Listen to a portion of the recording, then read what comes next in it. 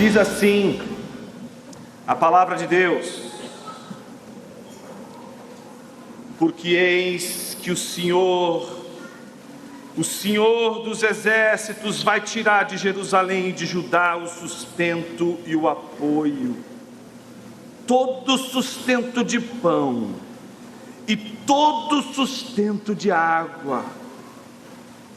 Ele vai tirar também o valente, o guerreiro e o juiz, o profeta, o adivinho e o ancião, o capitão de 50, o nobre, o conselheiro, o hábil artífice e o perito em encantamentos.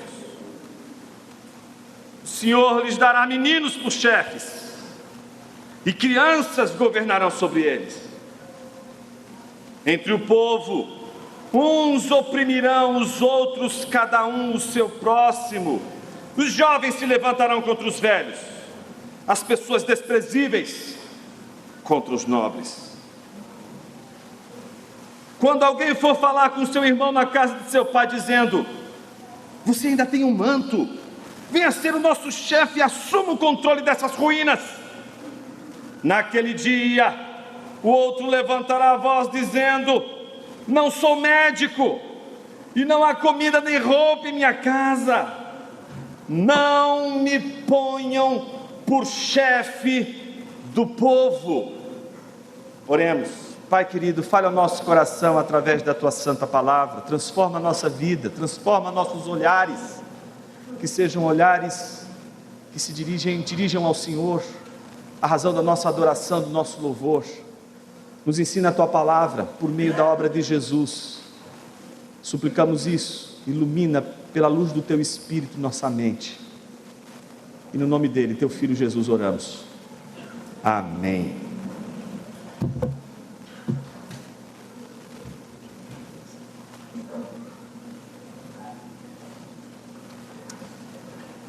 Desde o capítulo 2, estamos reverberando um culto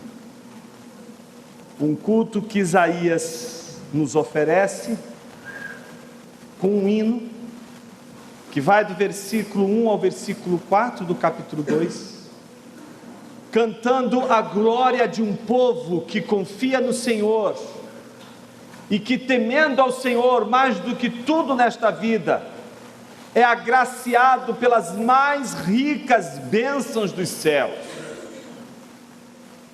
No entanto, descobrimos, pelo segundo ato de culto, que é a oração, que este povo estava muito longe de ser aquilo que um dia seria, e também muito longe do que aquilo que um dia foi.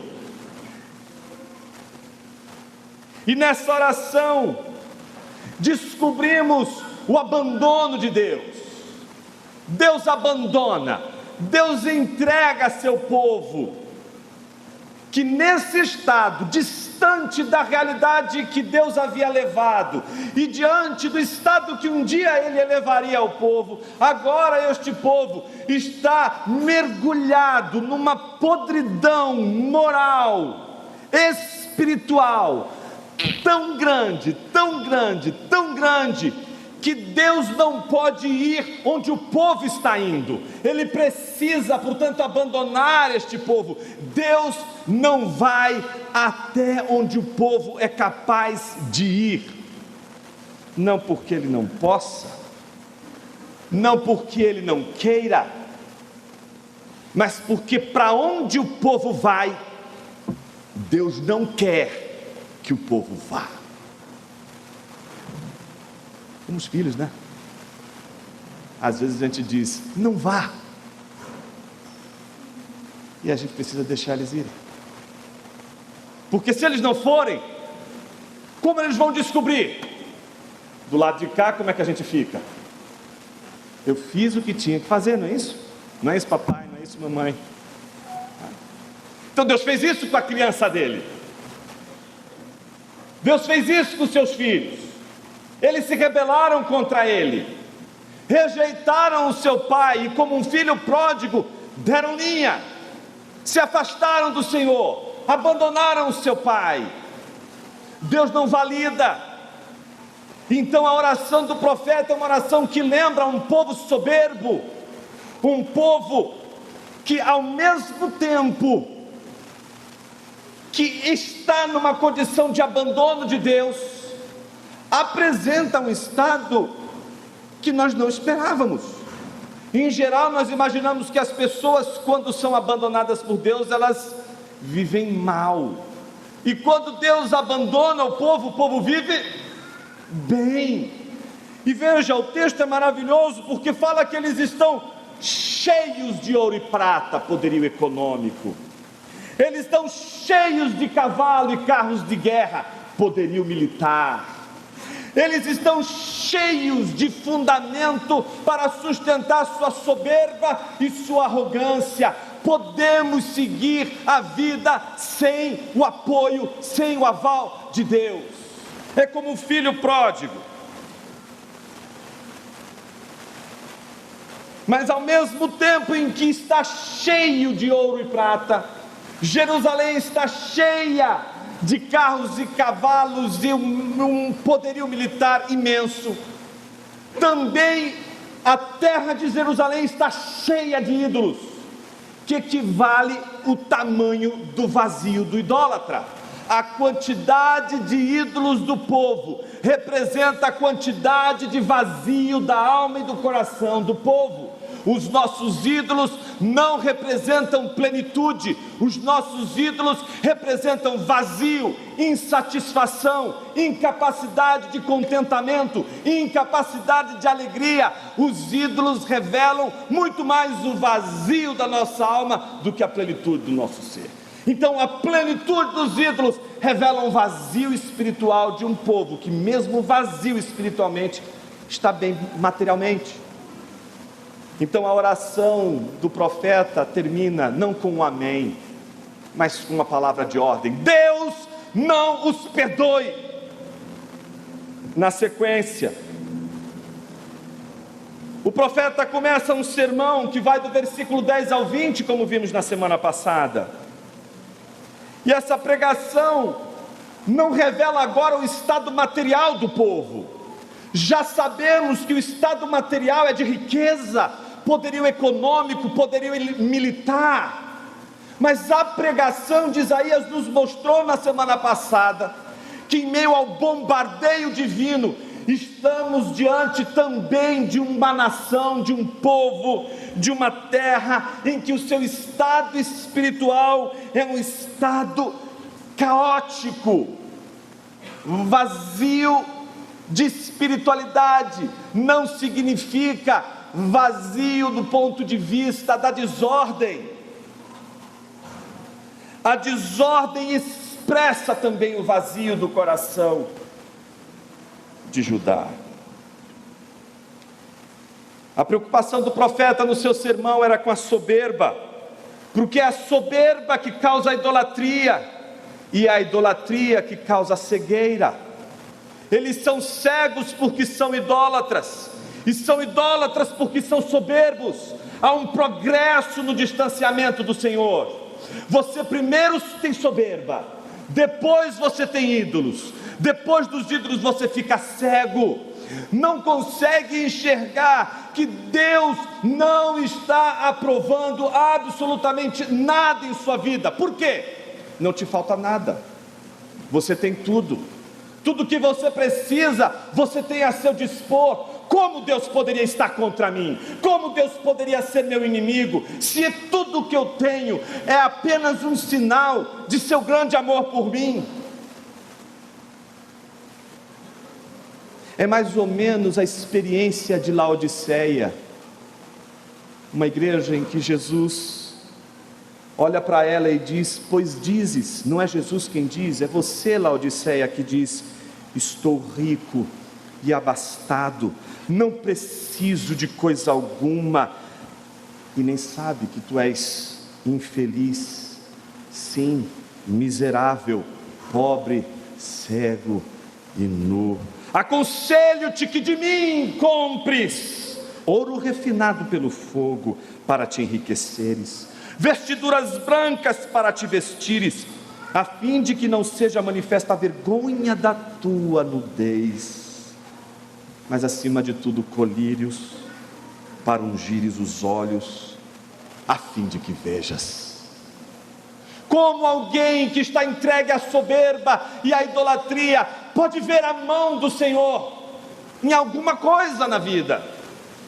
A única coisa que uma pessoa tomada de soberba e de idolatria consegue enxergar é sua riqueza, o seu ponto de apoio, os apoios que servem para o soberbo a sua segurança. São aqueles apoios que justificam, inclusive, por que o soberbo é soberbo. O sermão de hoje, ele avança para os versículos 1 e 7 do capítulo 3, neste sermão que continua. O sermão de Isaías continua. E o sermão de Isaías, que vai continuar até o versículo 15, hoje vamos estudar apenas a metade deste sermão, que vai até o versículo 7. Nesta metade do versículo 7, nessa metade que vai do versículo 1 ao 7, podemos dividir esse texto, que é o sermão de Isaías, em duas partes desiguais. Versículo 1, a primeira parte, e versículo 2 a 7, a segunda parte. A primeira parte, que é o versículo 1, chamamos de a mesa vazia. A segunda parte, que vai do versículo 2 a 7, o trono vazio. Vamos falar nesta manhã sobre vazio, o esvaziamento de Deus. Não Ele se esvaziando, mas Ele esvaziando o seu povo para salvá-lo. Deus não vai só te abandonar para te salvar, irmão. Ele vai te esvaziar. Está preparado? O que é esse esvaziamento de Deus? Para entendermos o esvaziamento de Deus, a gente precisa retomar a pergunta que terminou o sermão da semana passada, colocando a questão diante de todos nós. Versículo 22. Depois do profeta carinhosamente nos chamar de morcegos e topeiras, ele diz a cada um de nós: afastem-se, pois, de Adão. A palavra aí, ser humano, é Adam. Afaste-se, pois, do terroso. Afaste-se, pois, daquele que foi feito do pó da terra.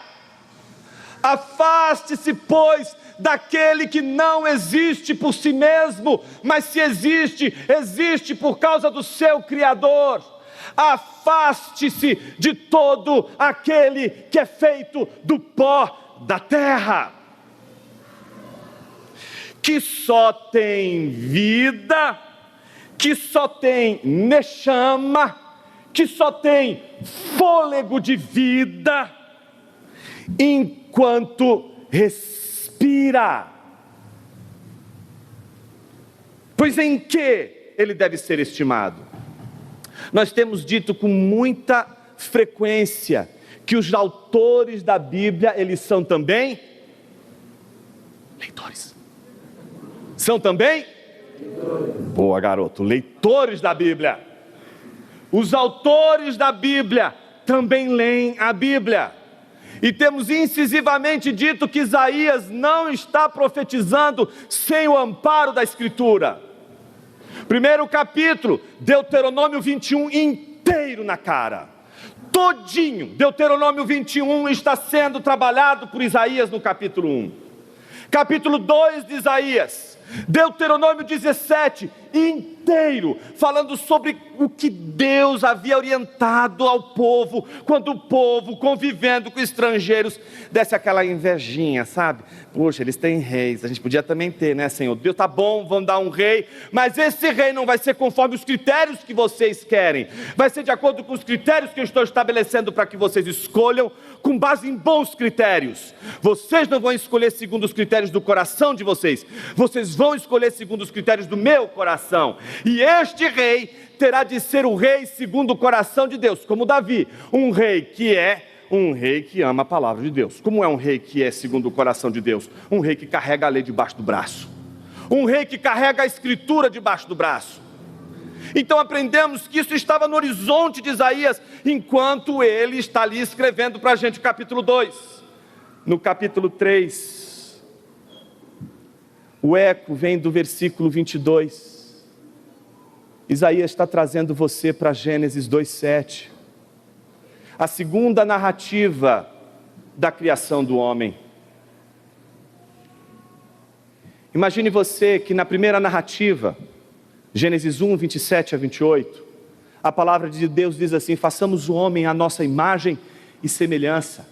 E qual é a finalidade? Para que este homem, que é a imagem e semelhança do rei, e que agora sendo a imagem do rei, sabe, a escultura do rei, que vai representar o rei no mundo, possa exercer domínio sobre toda a criação. Então a Imago Dei, que é a primeira relação que Deus estabelece com o homem, é uma relação de domínio.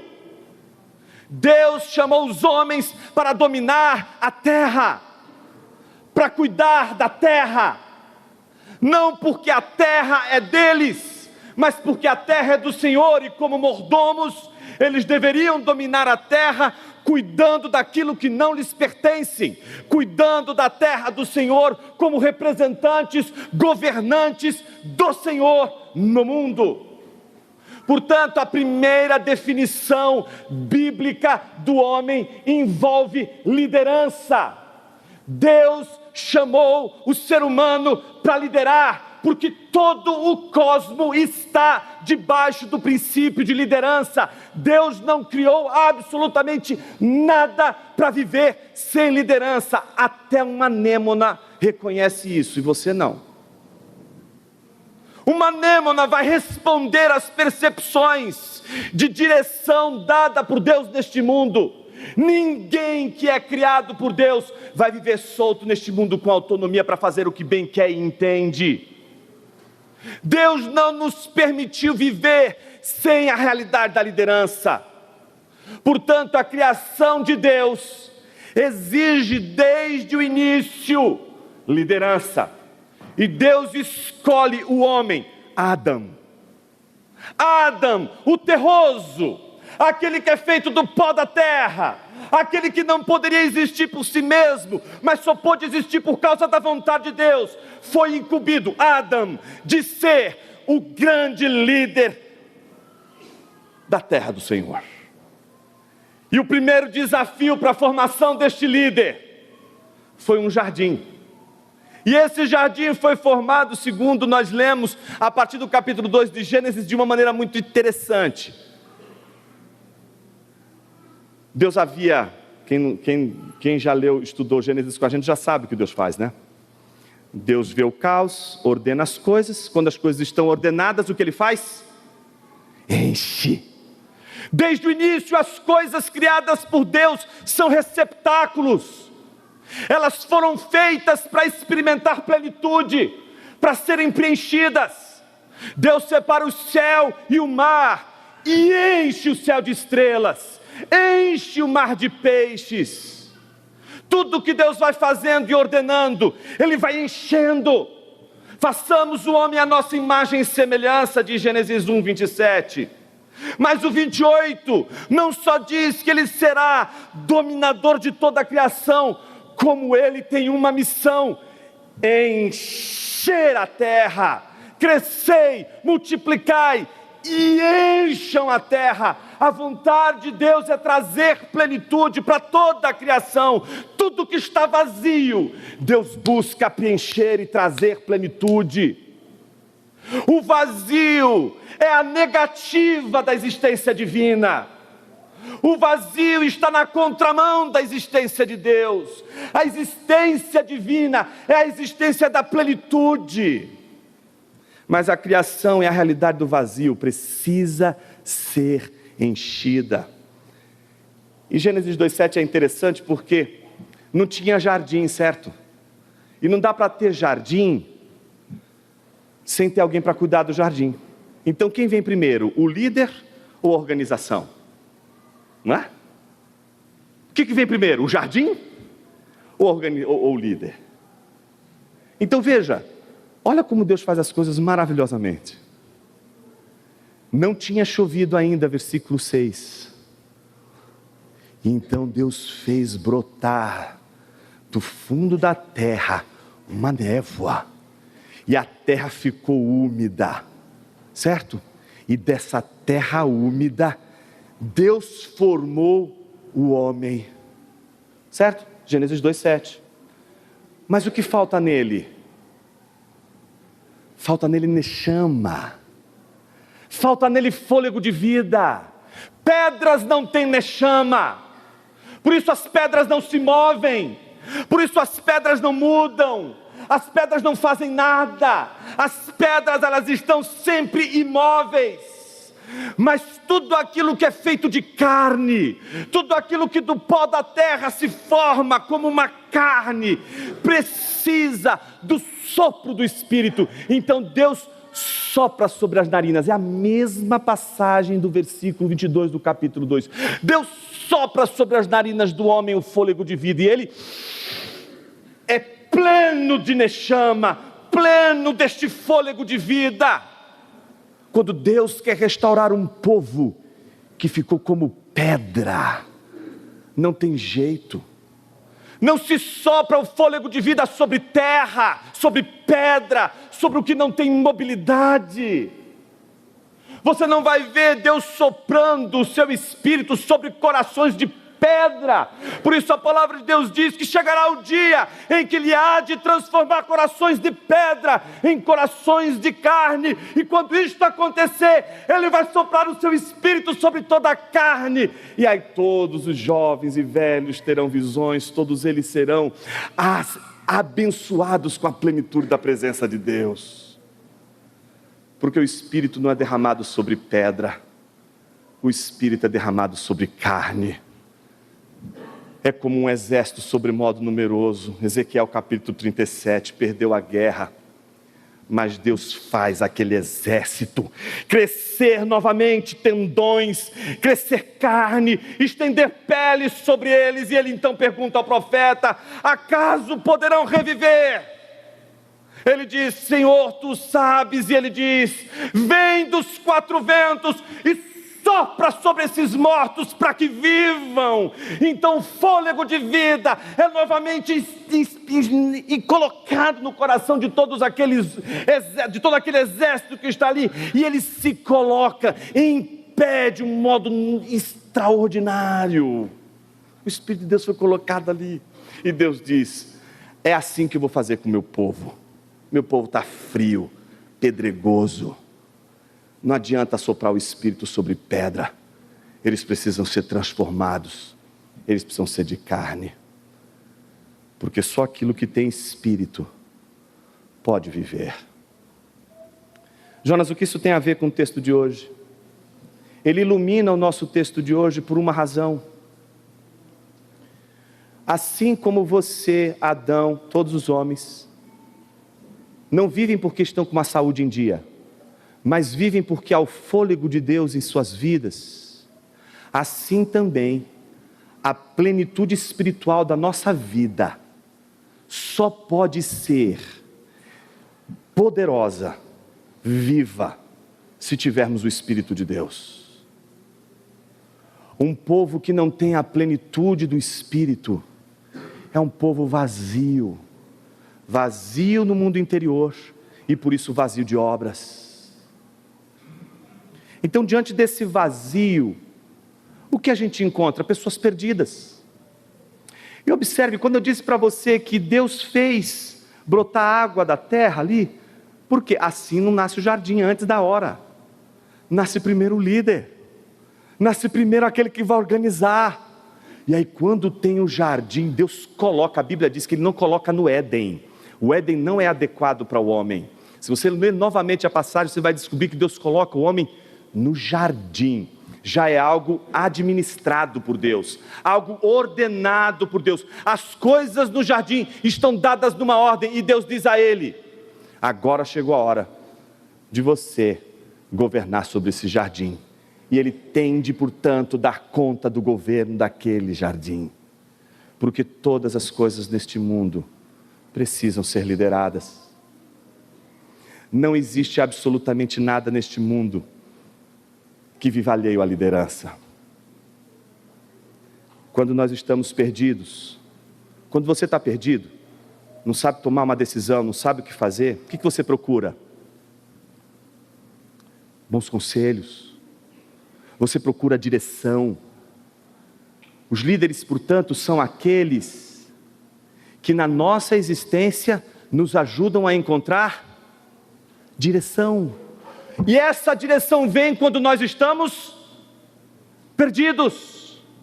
Mas Deus fez as coisas de uma maneira tão poderosa, que mesmo os homens que deveriam liderar toda a criação de Deus, eles não poderiam viver sem estar sob a liderança de Deus.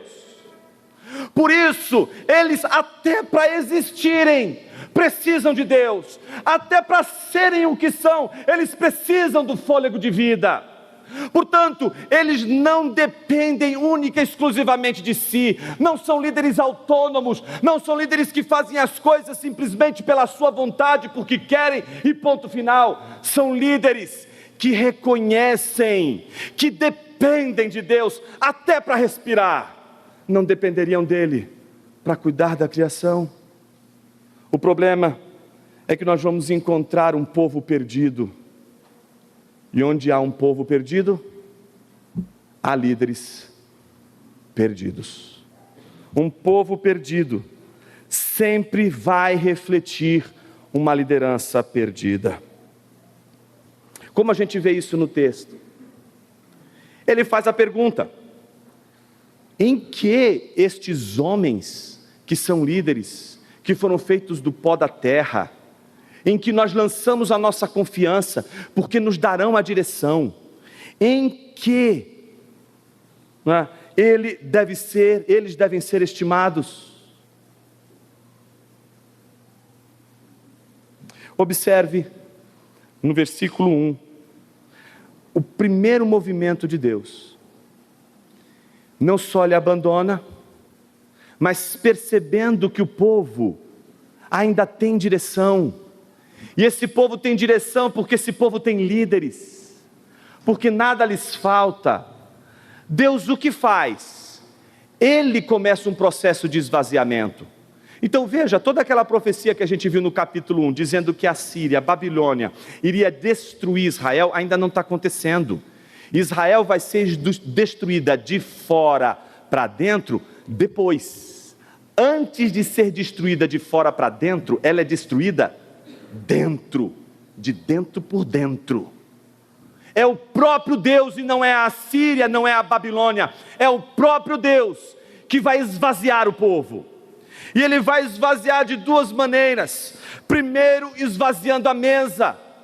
Eles perderam por causa do bombardeio. Eles perderam ouro, eles perderam prata, eles perderam seus carros, eles perderam seus cavalos, eles perderam um monte alto onde eles podiam ter proteção, eles perderam as suas muralhas. Vimos na semana passada que os bombardeios divinos tiraram todas as bases, todas as seguranças, mexeu na materialidade do povo, mexeu nas condições em que o povo se considerava, portanto, seguro e autossuficiente por causa delas. E tirando toda a segurança que eles tinham na materialidade das coisas que tinham sido dadas por Deus, eles ainda tinham aquilo que eles precisavam para subsistir, não é? Que é o básico para viver. Sabe aquela coisa que você perde tudo, e aí você diz assim: ainda bem que sobrou isso. Sabe Jó? Poxa, eu perdi filhos, perdi casa, perdi bens, perdi tudo. Minha mulher está desse jeito, eu estou desse jeito com minha mulher. A situação não está boa entre a gente. Mas ainda bem que a gente tem saúde, né? Porque se tem saúde a gente consegue trabalhar. Se tem saúde, não é isso que a gente vive dizendo? O que Deus fez com Jó? Permitiu que Satanás tocasse o seu corpo.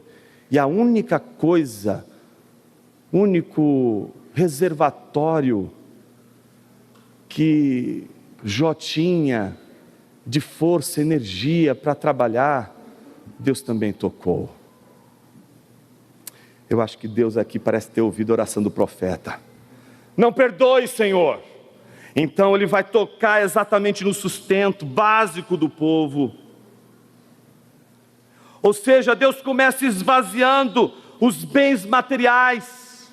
E quando eles já não têm mais ouro, prata, riqueza, nem poderio econômico, mas eles ainda têm um pouco de comida, eles ainda têm esperança, e Deus está tirando o único aspecto de esperança que eles tinham: pão e água. Nem pão e água Deus vai deixar. Não é, você entende que não é aqui Satanás? Jó ainda tinha uma situação melhor do que a que eles estão passando aqui, porque lá era Satanás tocando a saúde dele, tirando os filhos. Aqui não, aqui é Deus tirando pão e água do seu povo. O texto bíblico diz que o Senhor, o soberano, o rei, que é também o Senhor dos exércitos, portanto aquele que vem trazer justiça, Ele agora é o inimigo do seu próprio povo. Ele vai atacar o seu próprio povo e vai, veja bem, tirar de Jerusalém, de Judá, ou seja, vai tirar da terra e do povo tudo aquilo que traz segurança para o povo e para a terra. Vai tirar sustento, apoio, todo o sustento de pão e todo o sustento de água. Eles vão ter nem o que comer. Em geral, quando isso acontece, a gente vê a crise. A crise, portanto, chegou, bateu na porta das topeiras. Os morcegos estão em polvorosa. Todos eles agora estão procurando as fendas. Todos eles agora estão procurando refúgio. Chegou então um grande dia, o dia em que as pessoas, depois de se darem conta de que estão longe do Senhor, vão tentar se salvar da ira do Senhor. Mas elas vão tentar de uma maneira tão estranha. Quero me dirigir a você que está tentando de alguma forma recuperar essa plenitude que você perdeu, mas de um jeito estranho. Que jeito estranho? A gente só consegue descobrir quando Deus faz o segundo movimento de esvaziamento. Ele esvazia os potes de comida, esvazia a farinha, esvazia os tonéis de água, esvazia tudo, deixa tudo vazio. Não há nenhum recipiente, não há nenhum reservatório, não há absolutamente nada com alguma fonte de alimento. O povo está, portanto, carente. Não bastasse isso, o que ainda poderia fazer este povo continuar? Líderes. Quando falta comida, quando falta bens materiais, quando o estado é apocalíptico, quando as coisas estão todas em polvorosa, o que acontece nessas horas? Se nós não temos bons líderes, nós estamos fadados à destruição de nós mesmos. Todos os filmes e séries que vocês e eu assistimos e que envolvem esses universos apocalípticos, guerras, não é? Sei lá, invasão zumbi, imagine qualquer coisa dessa natureza, em que toda a estrutura de mundo cai e a gente fica em ruínas. A discussão é como a gente restaura um mundo que foi arruinado, e ela sempre começa com a questão: quem vai nos liderar? Quem vai nos conduzir? Seremos conduzidos por quem? Quem vai nos liderar? Necessariamente nos momentos de crise, é a liderança o único meio pelo qual um povo pode ser restaurado. As ruínas podem ser de uma vez por todas limpadas, arrojadas, ordenadas, e a reconstrução pode acontecer. Mas aí o que Deus faz? Eles têm bons líderes. Calma, porque você vai perceber que esses bons líderes, eles são bons líderes, mas segundo os critérios deles. Isso é um grande ensino para a gente, porque a liderança é algo cósmico, é algo da natureza criacional de Deus. Isso não é só de evangélico, tá, meu amor? Não é só evangélico que lidera bem, não é só evangélico que sabe ser líder, não é só evangélico que sabe conduzir as coisas de uma maneira organizada e que pode conduzir o povo a uma situação melhor.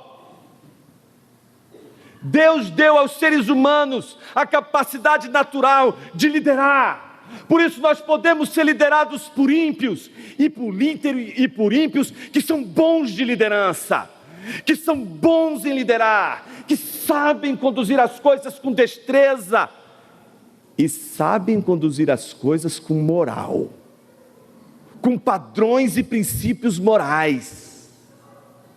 Por isso você vai encontrar líderes cristãos que você tem vergonha de chamá-los de líderes cristãos, porque as duas coisas juntas você diz, não é possível, ou é uma coisa ou é outra, não dá para esses dois estarem na mesma pessoa.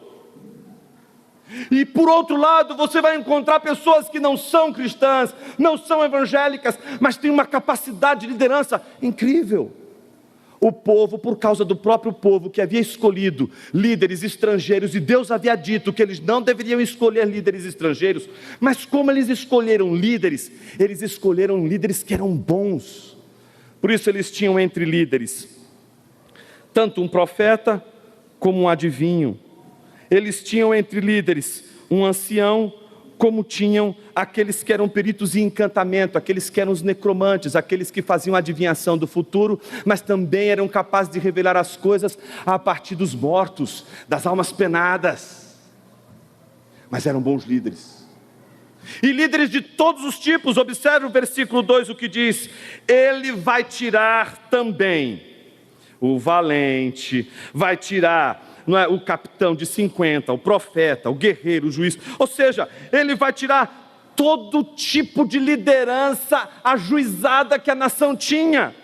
Ele vai tirar liderança política, vai tirar liderança militar, vai tirar liderança religiosa, vai tirar liderança jurídica, vai tirar liderança moral, vai tirar liderança até de construção civil. O artífice que constrói casas, que constrói um monte de coisas, Deus também vai tocar nas estruturas de edificação e construção da cidade. Nenhuma liderança do povo vai ficar em pé. Deus derrubou todos aqueles líderes. Aí ficou mais estreito, né? Não tem comida e não tem liderança. Como é que a gente sai desse buraco? Como é que a gente sai dessa situação? Como é que a gente lida com o esvaziamento, não só dos mantimentos, mas também dos líderes? A Bíblia diz que Deus vai além.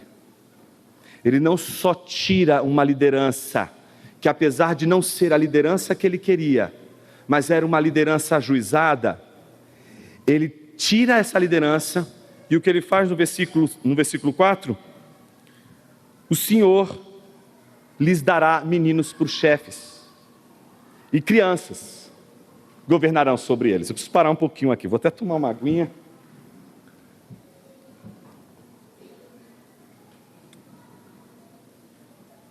Já viu criança liderando? Fica quieto, não precisa mencionar nada, fica quieto.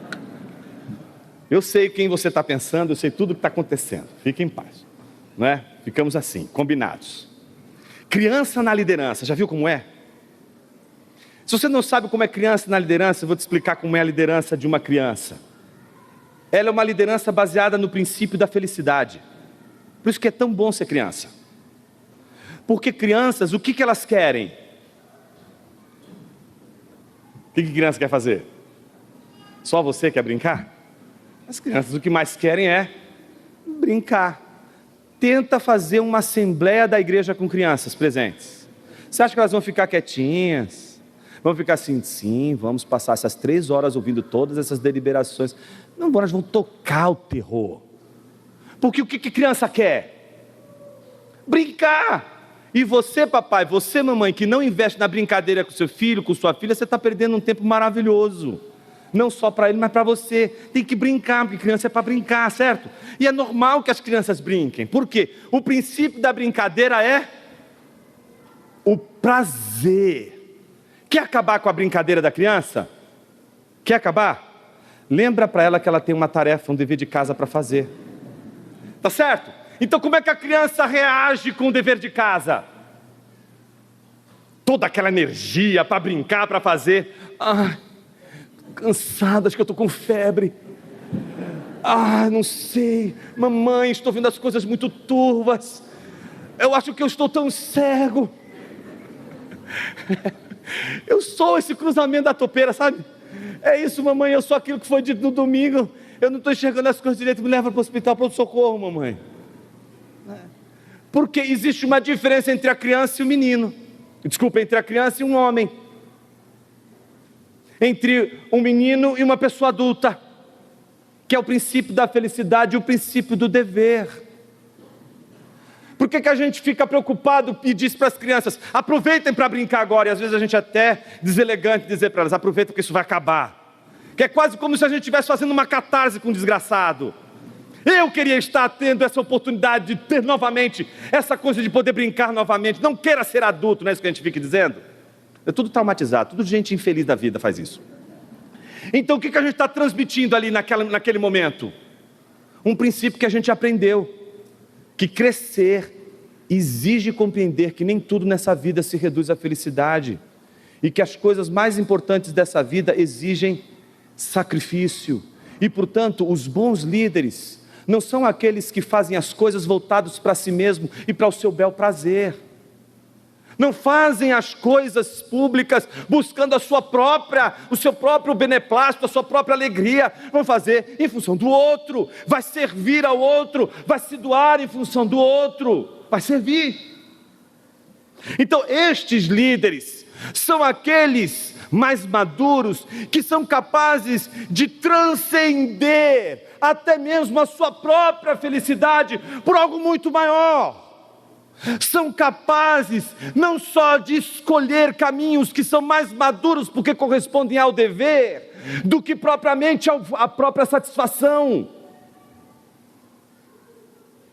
Então Deus troca líderes que estavam cumprindo suas obrigações por líderes que vão brincar, por líderes que vão buscar o seu próprio prazer. Então quando a gente tem uma inversão como essa, a gente tem um aumento da crise. Não bastava a fome, não bastava a perda dos líderes ajuizados, agora a gente tem que lidar com líderes que têm uma mentalidade infantil, que lidam com a coisa com uma mentalidade infantil, pueril. Qual é a consequência disso? A consequência disso está no versículo seguinte: entre o povo uns oprimirão os outros, cada um seu próximo. Como os jovens estão assumindo no lugar como servos, como senhores, como líderes da nação, então agora os jovens também se levantam contra os velhos, e as pessoas que não têm nobreza nenhuma, as pessoas que pensam numa situação anárquica, onde o que está valendo é ser feliz. Então não importa o que aconteça, se precisar passar por cima para ser feliz, vamos ser felizes. Então toda aquela discussão nas hecatombes, nas visões apocalípticas, o que a gente faz com as pessoas mais velhas? Olha, é a lei da natureza. Nessa hora em que você não tem líder, é o mais forte que sobrevive, ponto final. Você atinge um grau de subsistência em que os princípios morais já não são mais fundamentais para determinar o que é um dever e o que é o prazer. Então a gente encontra uma nação em anarquia, não tem mais direito, não tem mais as coisas funcionando como eram antes. O povo está, portanto, numa contradição, numa guerra de todos contra todos. Como termina esse segundo ponto? Com uma situação muito curiosa. O versículo 6 e o versículo 7 terminam com uma alternativa. Uma vez que acabou a comida, não temos líderes, e os líderes que estão tratando a coisa de uma maneira infantil, para o seu próprio prazer, e as pessoas estão como que governadas pelo zero, por nada, e elas mesmas estão decidindo as coisas, e a situação entre o povo ficou tão anárquica. A gente precisa recuperar a ordem. Pronto, isso é o cósmico do homem, isso é o cósmico da criação de Deus. Deus nos fez para, em momentos de ruína, sermos liderados. Não tem jeito, a ruína está ali, e eles sabem que o momento de recuperar, de sair daquela ruína, não vai ser por outro caminho, senão por alguém que lhes dê a direção. Precisamos de um líder. Desconfie, portanto, de toda e qualquer organização, principalmente religiosa, que diz assim: olha, nós não temos líderes aqui. Na verdade, nós temos vários líderes, e cada um aqui lidera de uma maneira orgânica. Não existe liderança plural, orgânica. Toda liderança, ela é estabelecida por alguém que vai dar uma direção. Não tem jeito, Deus nos fez assim. Por isso, esses que vão dar direção precisam ser mais responsabilizados do que aqueles que estão sendo dirigidos, porque eles estão representando, eles precisam ser mais cobrados, porque é deles a responsabilidade de trazer para um mundo em ruína uma transformação do próprio mundo. São pessoas que devem se dedicar a uma ruína, a ponto de esta ruína ser transformada. Esse é o chamado. Ordenar as coisas como Deus ordenou. Do caos, do vazio, Ele simplesmente cria o universo, de uma terra que era sem forma e vazia. Então eles têm uma brilhante ideia. Esqueceram Deuteronômio 17? O que Deuteronômio 17 dizia? Vamos escolher um rei segundo o coração de Deus. Qual era o critério? Que este líder, que vai nos conduzir para a transformação e restauração das ruínas, que ele seja um homem segundo o coração de Deus, que ele ame a lei do Senhor. Nada disso. Olha como o povo é topeira. Olha como é um povo sem critério. Olha o que acontece no versículo 6. Quando alguém for falar com seu irmão na casa de seu pai. Então, eles já partem do pressuposto de que o pai é carta fora do baralho. O pai já está fora da votação. Só quem está dentro da votação? Aquele irmão. Então, deve ter alguma coisa extraordinária nesse moço. Esse moço tem de ter alguma coisa incrível para nos trazer novamente o conserto, a restauração. E o que ele tem? Uma jaqueta da Nike. Você entende? Uau! Você tem uma jaqueta da Nike. Você pode ser um líder entre nós. Que incrível! Você agora pode nos liderar. Imagina! Você está escolhendo para liderar uma nação em ruínas uma pessoa que tem um manto. Então veja o que o povo está dizendo quando alguém for falar com seu irmão na casa de seu pai, dizendo: você ainda tem um manto, venha ser o nosso chefe. Ele não está dizendo assim: venha assumir a riqueza, venha assumir o BO. Então imagina o cara da jaqueta da Nike: uau, vocês me querem como rei? Sim, para arrumar essa ruína. Opa, não é isso que o cara do Nike vai dizer? Calma aí, é uma criança. É uma criança, quer brincar. Eles precisavam de homens, mas estavam escolhendo crianças como líderes. Sabe o que isso lembra?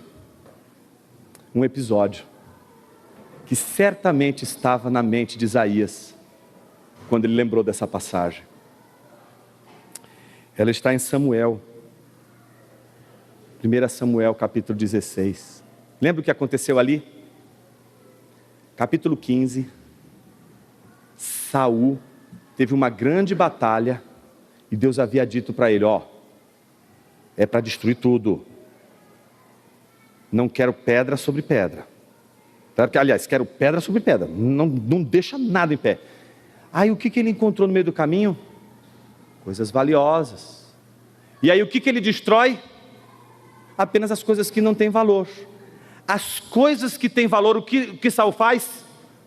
Ele traz para si, inclusive os animais, e oferece destes animais um sacrifício a Deus. O que Deus diz para ele?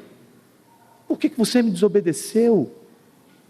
Obedecer é melhor do que sacrificar. Deus dá uma bronca em Saul e não quer mais ele. A partir daquele momento a Bíblia diz que Deus rejeitou Saul. E Samuel sabia disso. Tanto é que no capítulo 16, quando você abre, Deus chama Samuel dizendo o seguinte: até quando você terá pena de Saul? Eu o rejeitei. Vá até a casa de Jessé o belemita. Você vai ungir dentre os filhos dele um novo rei. Na hora Samuel começou a tremer de medo. E por que ele começou a tremer de medo? Porque, meu senhor, é Saul é sanguinolento. Quando ele souber que eu for ungir um outro rei, ele vai passar a navalha no meu pescoço. O que eu farei, Senhor? Você vai fazer um sacrifício. Que ironia divina. Você vai fazer um sacrifício na casa de Jessé, porque ao fazer o sacrifício todos da casa têm de participar, e quando ele vai até a casa de Jessé fazer o sacrifício, está todo mundo presente, todos os filhos presentes. E aí quando ele bate o olho em Jessé chegando com aquela penca de filhos, ele olha para Eliabe, o cara da jaqueta da Nike. Ele olha para o sujeito e diz assim: esse é o líder. É ele que a gente precisa. Glórias ao Senhor. Achamos um líder bom, bonito, fala bem, é simpático, forte, entende de guerra. Olha, é tudo que a gente precisa para ser o nosso rei. Já temos nosso rei. Ele foi munido com chifre cheio de óleo. Eu acho que na hora começou a tremer aquilo. Vamos ungir logo esse menino. Vem cá, Eliabe, eu vou ungir você, rei Deus. Pera. Como assim, Senhor? É o cara da jaqueta. Eu o rejeitei. Como assim o senhor rejeitou? Olha que partidaço a gente tem aqui. Como assim? Ele é o líder que a gente precisa. Deus vai dizer: eu rejeitei. Você precisa aprender uma lição, Samuel. Você, e ele usa a palavra, é como Adão. Você vê como Adão vê. Você só enxerga o exterior. Você só enxerga as aparências. Mas eu enxergo o coração de Adão. Eu enxergo o que você não enxerga. E por isso eu o rejeitei. Na hora eu vejo Samuel olhando e dizendo assim: tá bom, você não precisa exagerar. Quantos filhos você tem, Jessé? Tem mais uns 30 aí. Ei. Traz eles aí. Ele olhou para o segundo e disse assim: uau, esse aí tem. Eu já aprendi a lição. Senhor, é ele? Deus. Está exigente demais. Próximo. Terceiro, quarto, quinto, sexto, sétimo. E Deus, não. Oitavo, Deus, não. Senhor, acabou, não tem mais nada aqui. Esse é o último. Tem de ser ele. Eu o rejeitei. Mas não é possível, eu vim aqui à toa. Jessé, você tem mais um filho? Eu esqueci, tem um menino, um mocinho, uma criança, ruiva. Mas ele não é como esses aqui não, viu? Ele é pastor, não gosta de guerra não. O negócio dele não é com arma. Ele tem um jeito esquisito de guerrear, viu? As armas dele são outras. Ele fica ali no meio das ovelhas, ele até parece uma ovelha. Não é possível, Senhor, é ele. Manda buscar esse menino. Aí vem a coisa, né? Aquele menino que não tem cara de líder. aquele menino que você olha e diz assim: será que pode Nazaré vir alguma coisa boa? Será que pode um sujeito assim liderar esse povo? Como assim? Eliabe, Senhor, o cara da jaqueta, esse aqui está sem camisa, está cheirando a ovelha, é ele, unja-o. E assim Davi se tornou o grande rei segundo o coração de Deus. Portanto, não é sobre ser menino ou ser velho, é sobre ser de Deus ou não, é sobre ser segundo o coração de Deus ou não. Naquela hora, a Bíblia diz que quando eles escolhem, e escolhem de maneira trivial, da maneira mais estúpida, a liderança de um povo em ruína, por um homem cujo critério é apenas o jeito, a roupa que ele tem, não revela apenas o tipo de líder que aquele homem seria, revela o tipo de ser humano que escolhe aquele sujeito para liderar. Aqui tem um segredo da liderança que é uma das coisas mais maravilhosas dessa vida. As pessoas ficam com raiva disso. Mas meu irmão, minha irmã, não tem para onde correr. A imitação é natural. Todos aqueles que seguem líderes, eles acabam imitando mesmo não querendo. Faz parte da vida, é assim. Você nunca viu seu filho, sua filha usando sua roupa, usando seu tamanco, mamãe? Não sei nem se usam tamanco ainda. Por que elas usam? Porque tentam fazer do mesmo jeito. Porque às vezes você olha seu filho e você fala assim: meu Deus, ele podia imitar as melhores coisas que eu faço nessa vida. E o sujeito está imitando justamente aquilo que você não quer que ele faça. Estão observando, estão imitando. Nós fomos feitos para isso, para termos liderança, para termos direção. Por isso, um povo sempre vai refletir o caráter de um líder. Por isso que um povo nunca pode confiar no líder. Se você veio hoje aqui para esta igreja e está dizendo assim: estou em paz, porque essa igreja tem presbíteros que são bons, né? Eles têm jaqueta da Nike. Quer dizer, não tem jaqueta da Nike, né? Mas tem uns terninhos aí, né? Você está enganado, meu irmão. Pode ser Davi reinando essa igreja.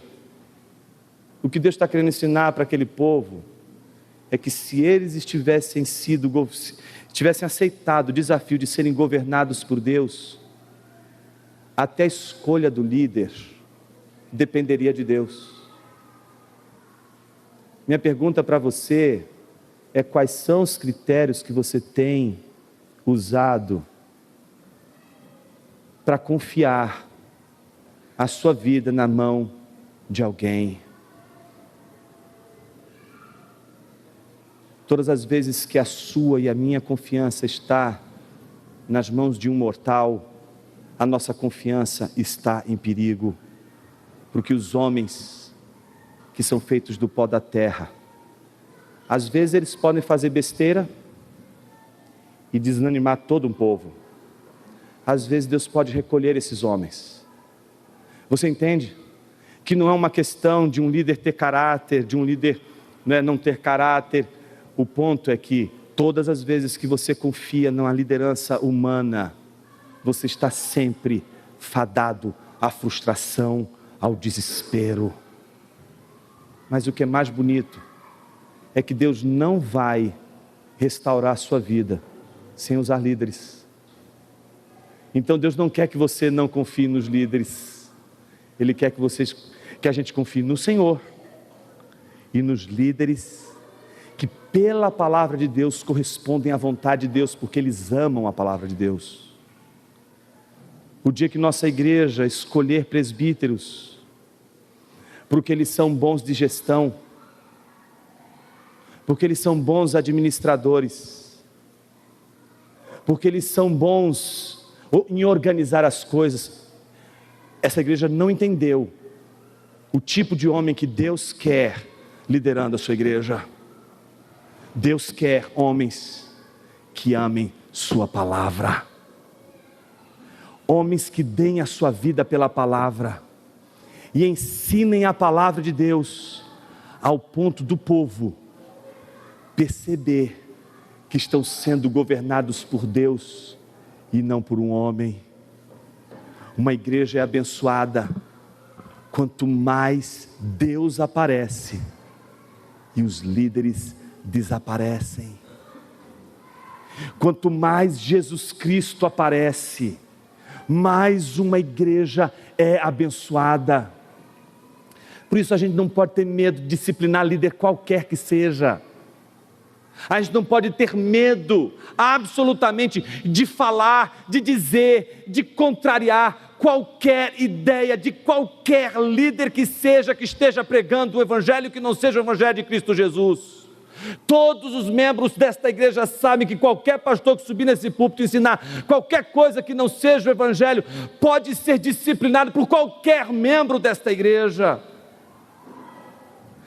O que Deus está mostrando através desse texto para nós enquanto igreja, é de que a liderança de uma igreja é uma liderança complexa, sim, porque quem pastoreia a igreja é Jesus. A gente não pode esquecer disso. As pessoas vivem esquecendo isso. As pessoas que querem liderar na igreja vivem esquecendo isso. Aqueles que querem ser líderes na igreja vivem esquecendo isso. O tempo todo a gente está lidando com lideranças frágeis, que não conseguem perceber a mão de Deus escolhendo e colocando na hora que Ele quer. Ah, mas existem astúcias dos homens, mais astutos do que os israelitas.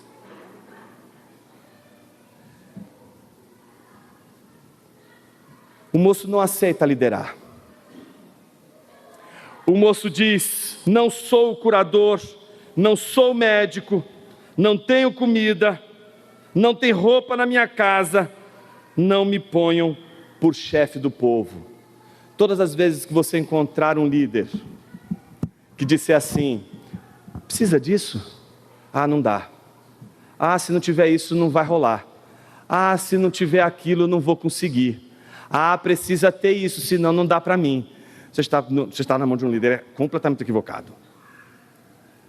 Nunca me esqueço, quando situações de formação ministerial, a gente acaba encontrando alguns irmãos que querem o ministério pastoral, querem plantar uma igreja, e às vezes chegam para você com um planejamento de plantação de igreja. E eu acho tão curioso, eu acho graça com isso, porque quando o planejamento vem, o primeiro item é o salário. Aí assim, rapaz, que coisa incrível, você já decidiu até o salário. O que você quer fazer com isso? Quem vai dar esse salário aí? O que você vai fazer com isso aqui? Não, Jonas, é porque sem salário eu não vou conseguir servir, sem salário eu não vou conseguir fazer as coisas. Irmão, em que mundo você vive? Você vai se privar dessa bênção de Deus tratar seu caráter? Você sabe por que os que estão no formação ministerial, que tem dinheiro para comprar livro, a gente não deixa? Eles têm dinheiro para comprar livro.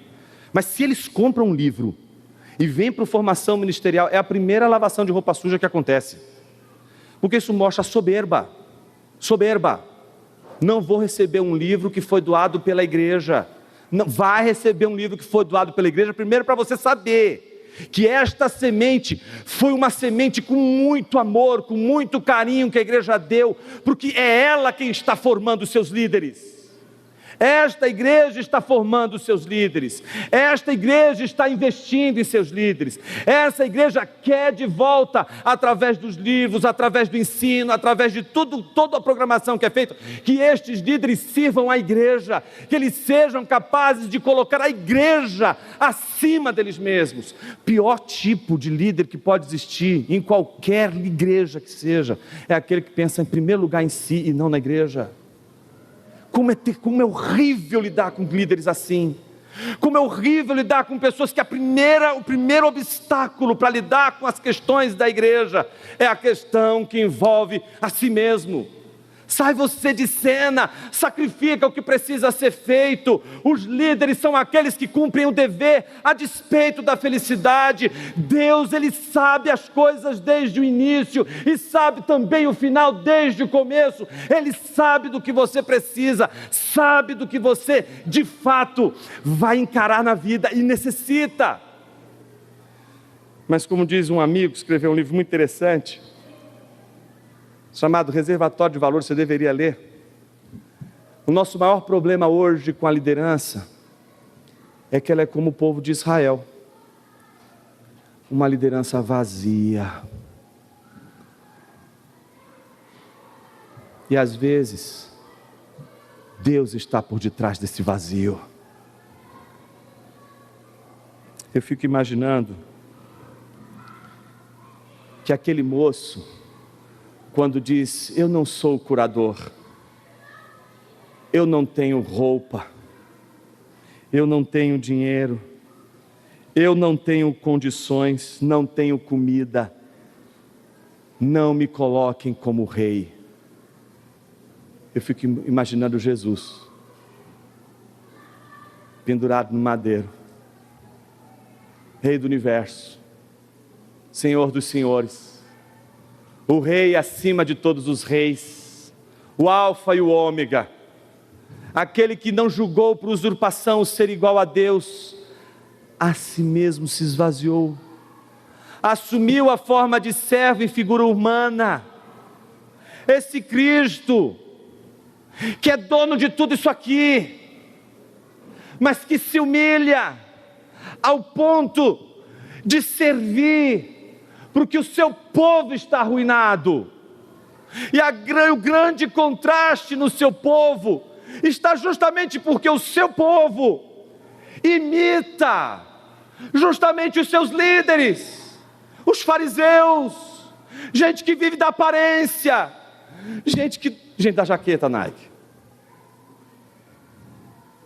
Jesus está lidando com fariseus, Jesus está lidando com agitadores, e o povo escolhe o agitador, mas não escolhe Jesus. O agitador político, aquele que é polêmico, aquele que vai fazer e promete um monte de coisa, é aquele que tem que ser liberto. Jesus não, Jesus tem que ir para a cruz. Os fariseus rejeitaram o único líder que poderia salvá-los das aparências, que poderia salvá-los do vazio espiritual. Mas Jesus também foi o rei, não só rejeitado pelos de dentro, mas rejeitado pelos de fora. Jesus foi rejeitado também pelos romanos. Ele está do lado de fora da igreja. Laodiceia está cantando um hino. Laodiceia está ouvindo as orações dos irmãos. Laodiceia está contemplando o sermão de domingo. E lá na porta da igreja, do lado de fora,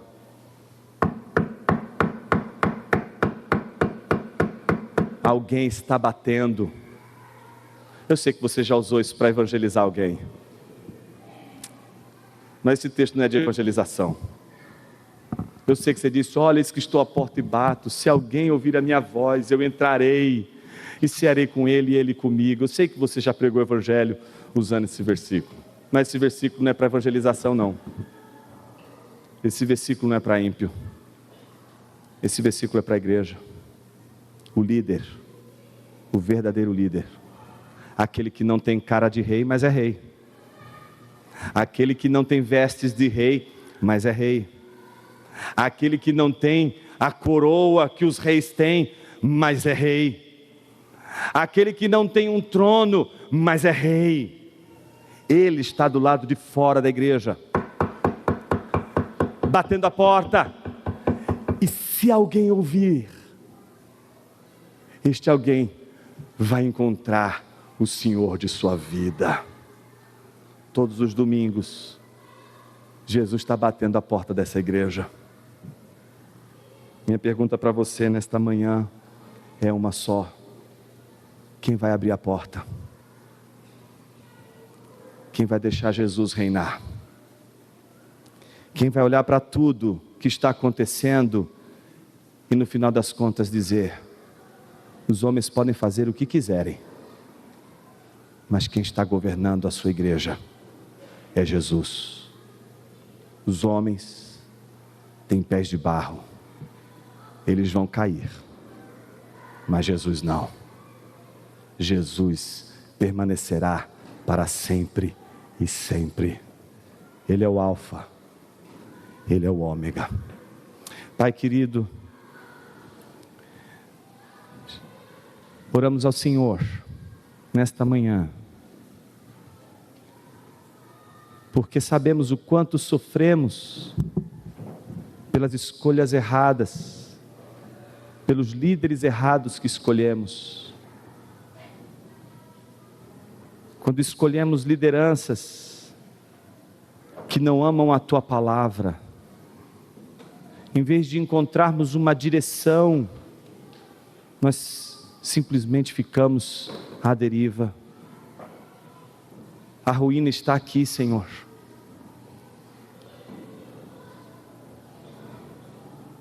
E o que esperamos não é outra coisa senão um Deus que vai fortalecer todos aqueles que se levantarem diante da ruína e, a despeito da ruína, levantarem-se dos escombros e começarem a coordenar as coisas e ordenar as coisas para que elas fiquem no seu devido lugar. Mas talvez, Senhor, nossas escolhas erradas sejam resultado de um coração vazio de princípios e de valores. Talvez a gente já não tenha mais nada dentro da gente que seja poderoso o suficiente para escolhermos.